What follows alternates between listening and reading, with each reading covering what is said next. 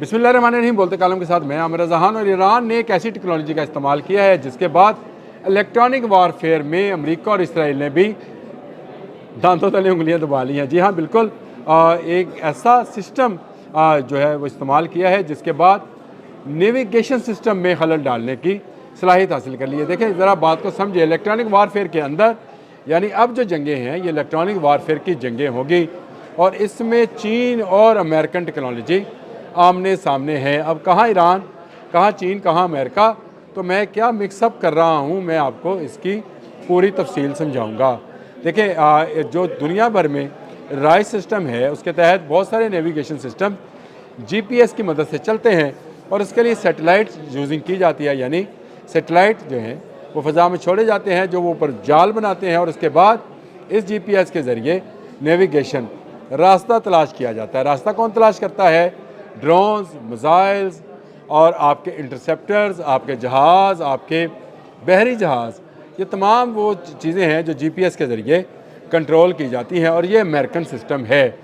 इसके साथ साथ जो हमारे एक्स वाले हैं एलन मस्क, उनका भी एक सिस्टम फ़ज़ा में मौजूद है और वो 9000 सैटेलाइट्स के ज़रिए उन्होंने एक जाल बुन रखा है। लेकिन ईरान ने जून 2025 में होने वाली जंग में इसी नेविगेशन सिस्टम को ब्लॉक या इसको हलल डालने में कामयाबी हासिल की थी, जिसके बाद ही ईरानी मिसाइल तेल अवीव में गिरने में कामयाब हुए, कतर में गिरने में कामयाब हुआ और बहुत सारे इजरायली और अमेरिकी मिसाइल जो हैं उनको भटका कर पहाड़ों पर फेंक दिया गया या समंदर में गिरा दिया गया। ये सारी इलेक्ट्रॉनिक वारफेयर थी और इस सारे के पीछे ईरान के बिहाइंड, यानी ईरान सिर्फ सामने था, इसके पीछे जिसकी टेक्नोलॉजी थी वो था चीन।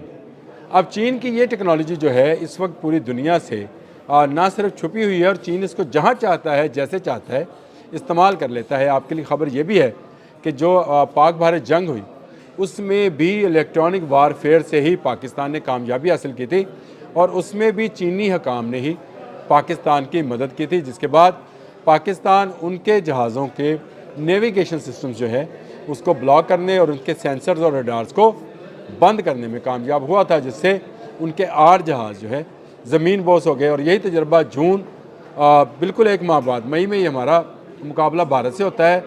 जून में इसराइल और ईरान की जंग हो जाती है और ईरान ने ये चीज़ें इस्तेमाल की। अब ये जीपीएस अगर इस्तेमाल ना करें तो फिर क्या करें?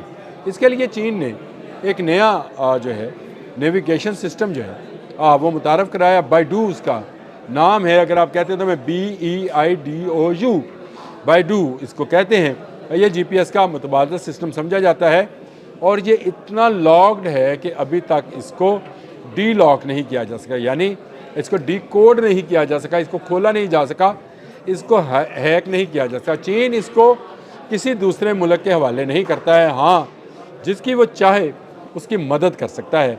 और अब क्योंकि ईरान को चीन की मदद की ज़रूरत है, क्योंकि अमेरिका उसके सर पर बैठा है और ईरान चीन का एनर्जी फीडर है, यानी चीन उससे सस्ते रेट पर तेल ख़रीदता है और इस तरह से वो अपनी तवानाई की ज़रूरियात को पूरा करता है। ईरान उसके लिए बहुत अहम है, इसीलिए उसने बाइडू सिस्टम जो है ईरान की फ़ज़ाओं में ऑन कर दिया है। ये जो हंगामे शुरू हुए थे ईरान के अंदर, उसमें लोगों के इंटरनेट बंद कर दिए गए थे। ये बंद किसने किए थे? ईरानियों ने नहीं किए थे, चीनियों ने किए थे। और इसी सिस्टम के ज़रिए उन्होंने जो चीन के मामलात थे उसको चलाए रखा था, ईरान के जो मामलात थे उसको चलाए रखा था, वो बंद नहीं हुए थे, लेकिन लोगों का जीपीएस सिस्टम और लोगों का इंटरनेट जो था उसको बंद करने में ईरान कामयाब हो गया था। इसका तजर्बा कर लिया गया जंग, पहले जून की जंग में जब इसराइल और अमेरिका ने मिलकर ईरान पर हमला किया था, और अब जब हंगामे शुरू हुए तो उस वक्त भी इसी सिस्टम के ज़रिए जो है जीपीएस सिस्टम है उसको ब्लॉक किया गया। और नेविगेशन सिस्टम्स है, क्योंकि बहरी जहाज़ों के और हवाई जहाज़ों के फाइटर प्लेन्स के नेविगेशन सिस्टम डिफरेंट होते हैं और अगर उनमें खलल आ जाए तो एक सेकंड, फ्रिक्शंस ऑफ सेकंड्स में रास्ता भटक जाते हैं। ये जहाज़ जो बहुत तेज़ रफ्तारी के साथ सफ़र कर रहे होते हैं या उनके मिसाइल जो हैं उनकी स्पीड आपको पता है माक 5, माक 6, माक 18 आवाज़ से कई गुना रफ्तार पर सफ़र करने वाले तमाम मिसाइल और जहाज़ जो हैं अगर उनमें नैनो सेकंड्स के हिसाब से भी खलल पड़े तो वो बात कहीं की कहीं चली जाती है, यानी कहीं का मिसाइल कहीं जा गिरता है, और इसी को भटकाना कहते हैं। आपको याद है जंग मई में भी पाकिस्तान ने भारत के ब्रह्मोस मिसाइल जो थे अफ़गानिस्तान की तरफ टर्न कर दिए थे, कुछ पहाड़ों पर गिरा दिए थे, और उसकी वजह यही थी कि उसके नेविगेशन सिस्टम को जो है उसमें खलल डाला गया था, जिसके बाद ये मिसाइल जो कि ऑटो टारगेटेड होते हैं, यानी इनका टारगेट सेट कर दिया जाता है और उसके बाद ये अपने टारगेट तक मनूवरिंग के ज़रिए यानी रास्ता बदल कर भी जा सकते हैं, लेकिन ये टारगेट से हटे क्यों? क्योंकि इनके सिस्टम में खलल डाल दिया गया था। और ये सारा काम चाइनीज़ जो तकनीक है या चाइनीज़ टेक्नोलॉजी है जिसको बाइडू कहते हैं, उसके बगैर मुमकिन नहीं है। और अब यही टेक्नोलॉजी जो है चीन ने ईरान को दे दी है। नेविगेशन सिस्टम का ब्लॉक होना जो है ये अमेरिका के लिए एक बड़ी चुनौती होगी, क्योंकि अमेरिका जब अपने मिसाइल उड़ाएगा तो इस बाइडू के ज़रिए ईरान अपने मिसाइल फायर करेगा, यानी वो मिसाइल जो कि इंटरसेप्टर्स हैं जो इन मिसाइल को तबाह करेंगे, और वो मिसाइल जो अटैकिंग मिसाइल हैं जिसमें बहुत सारी मिसाइल्स का मैंने जिक्र भी कर रखा है, जिसमें शहाब सीरीज़ शामिल है, खैबर शिकन शामिल है, अब कादर शिकर है, नूर है, बहुत सारे मिसाइल्स हैं जिनका मैं अक्सर व बेशतर जिक्र करता रहता हूँ, बैलिस्टिक और क्रूज़ मिसाइल्स का। ये तमाम के तमाम मिसाइल जो है ईरान इस्तेमाल करेगा बाइडू के ज़रिए। याद रखिए, चीन ईरान को कभी अमेरिका के सामने सरनगू नहीं होने देगा। दो मुल्क ऐसे हैं जो इस वक्त ईरान की प्रोटेक्शन में हैं, एक रशिया, मैंने कल रशिया का जिक्र किया था, आज मैं चीन का जिक्र कर रहा हूँ कि चीन ने वो टेक्नोलॉजी जो इलेक्ट्रॉनिक वॉरफेयर के अंदर आने वाले दिनों में अमेरिका के ख़िलाफ़ इस्तेमाल की जाएगी और अमेरिका के मिसाइल्स को भटका दिया जाएगा, ये बाइडू टेक्नोलॉजी जो है चीन ईरान को दे चुका है। और इसकी मुख्तलिफ ज़राए से तस्दीक भी हो रही है कि ईरान ने ना सिर्फ जंग जून में बल्कि अब भी जब उस पर कड़ा वक्त है और हर आने वाले दिन के साथ डोनाल्ड ट्रंप ईरान पर जंग मुसल्लत करने के बयान दे रहे हैं, उसमें बाइडू काम करेगा। ये एक ऐसा नेविगेशन सिस्टम है जो GPS का मुहताज नहीं है, और ईरान शुक्रिया अदा करे चीन का कि उसने इलेक्ट्रॉनिक वारफेयर में उसको अमेरिका से एक कदम आगे कर दिया है, या अमेरिका की वो सिस्टम्स जो कि एलन मस्क का सिस्टम है, एक्स वालों का, या GPS सिस्टम्स पुराने सिस्टम्स हैं, इन सिस्टम से उसको आज़ाद कर दिया है।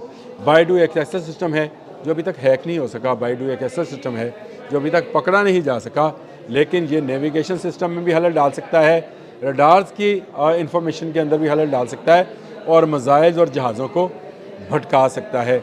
ईरान अब पहले से ज़्यादा महफूज हो गया है। ईरान के पास यह सिस्टम आने से मैं ये समझता हूँ कि ईरान अब अमेरिका के टक्कर का मुल्क बन गया है। बाइडू चाइना की टेक्नोलॉजी है, और जिसको वो किसी को देता तो नहीं है लेकिन इस्तेमाल करा देता है, यानी वो इसकी टेक्नोलॉजी तो नहीं देगा लेकिन बवक्त ज़रूरत ईरान इसको इस्तेमाल कर सकता है। और ये मैंने आपको बता दिया कि चीन और रूस कभी ईरान को सरनगू या घुटनों के बल अमेरिका के सामने नहीं होने देंगे। वो ईरान की हिफाजत करेंगे। एक के दिफाई मामला ईरान के साथ जुड़े हैं तो दूसरे के तवानाई के मामला जो हैं जुड़े हैं। चीन का ये बाइडू सिस्टम आ गया, नेविगेशन सिस्टम का इस्तेमाल हो गया, खलल डाल कर देख लिया, इसका अमेरिका को भी पता चल गया, लेकिन अब हो कुछ नहीं सकता है। ईरान अब पहले से ज़्यादा मजबूत है। अमेरिका के जो टोमाहॉक मिसाइल्स हैं या बाकी मिसाइल्स हैं वो तमाम के तमाम फेल होंगे, और उसकी जगह ईरान के क्रूज़ और बैलिस्टिक मिसाइल जो हैं अमेरिकी तनसीबात को तबाह बर्बाद कर देंगे। और ये सब इसलिए मुमकिन होगा कि इलेक्ट्रॉनिक वॉरफेयर में ईरान की मदद चीन कर रहा है। अब तक के लिए इतना ही। अल्लाह।